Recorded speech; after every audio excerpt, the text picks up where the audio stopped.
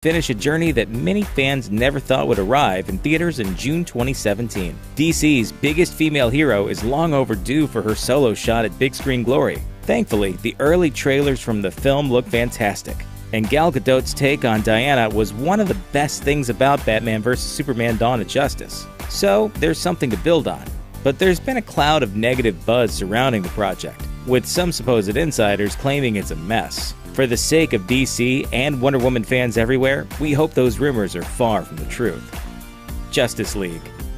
Zack Snyder's Justice League, set to hit theaters in November 2017, picks up in the wake of Batman vs. Superman and is reportedly having its tone heavily retooled on the fly after all the negative buzz from Batman vs. Superman's overly grim tone. It'll apparently follow Batman and Wonder Woman as they look to assemble a team of heroes to pick up the slack following Superman's apparent death at the end of that film. Considering it's not the Justice League without Superman, we think it'll also feature that guy's resurrection too.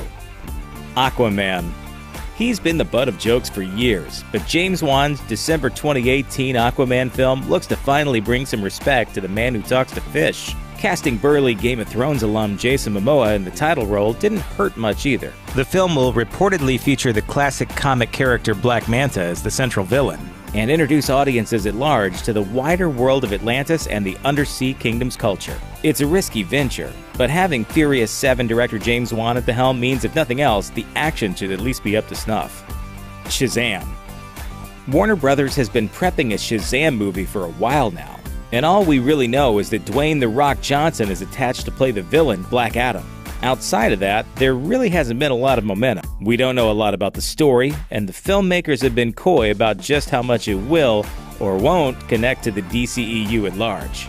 Outside of Johnson and a projected release date of April 2019, there's been no word on casting, like who will play teenager Billy Batson or his superpowered alter ego. Whoever it is, the pressure will be on to actually match up against Johnson as the big bad. Green Lantern Corps. No casting has been announced for this film about superpowered space cops, but the studio is actively working this one behind the scenes, with a script from David Goyer and Justin Rhodes on the way. Despite the fact that it's 3 years out, Warner Brothers is bullish, with a release date of July 2020 already locked. No word on the plot, but it's been described as Lethal Weapon in space, which, sounds pretty much perfect.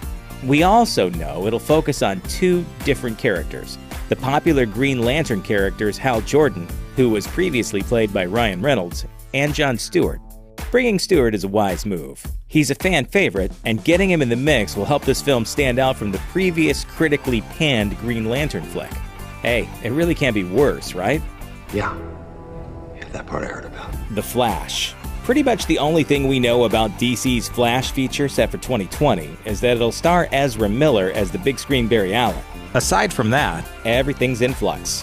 Director Rick Famuyiwa was originally attached, but he left the project in late 2016 due to creative differences. It's been months, and as of the making of this video, the studio is still looking to fill the directional void. Considering all the creative problems DC has had behind the scenes, the split from Famuyiwa isn't a great sign. But Warner Brothers looks to be taking its time to try to get this one right, which is smart. As the CW's hit Flash series has proven, there's an audience out there that loves this character. The pressure is on to get them out from in front of their TVs and into theaters. Cyborg. By the time Cyborg shows up in his solo movie, fans should be pretty familiar with him. Ray Fisher's version of the character will have co-starring roles in Justice League and The Flash. And as much as Warner Brothers loves cameos, it wouldn't be surprising to see him pop up elsewhere too. We already got a fleeting glimpse of Cyborg thanks to those handy Lex Luthor YouTube videos in Batman vs. Superman, but we'll presumably learn more about him over the next few films. Since the character will have been thoroughly introduced by the time this one rolls around, it stands to reason it probably won't be an origin story. Or if it is, at least it won't be the entire focus of the story. The Batman. Batman is easily the cash cow of the DC universe, and Warner Brothers seems keen to get a standalone movie made starring Ben Affleck as the new version of The Dark Knight. Affleck has been developing the project for a while, but it was recently announced he wouldn't be directing. Instead, he'll be focusing on his work in front of the camera. By moving Affleck out of the director's chair and hiring Matt Reeves, it seems the studio might be trying to get the project made sooner than later. Meanwhile, Affleck has said numerous times that he wasn't in a huge hurry to get it done. Little is known about the project, aside from the fact that it will likely feature Joe Manganiello as key villain Deathstroke. But with the project getting a revamp, who knows if Deathstroke will even survive the rewrites? Dark Universe.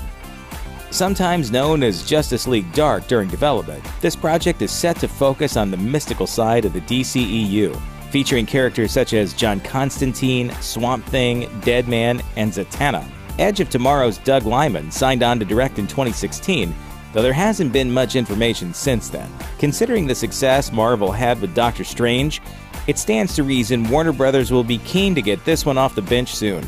Hopefully, they'll tap Matt Ryan to play John Constantine on the big screen, because, let's be honest, the dude is perfect. Gotham City Sirens.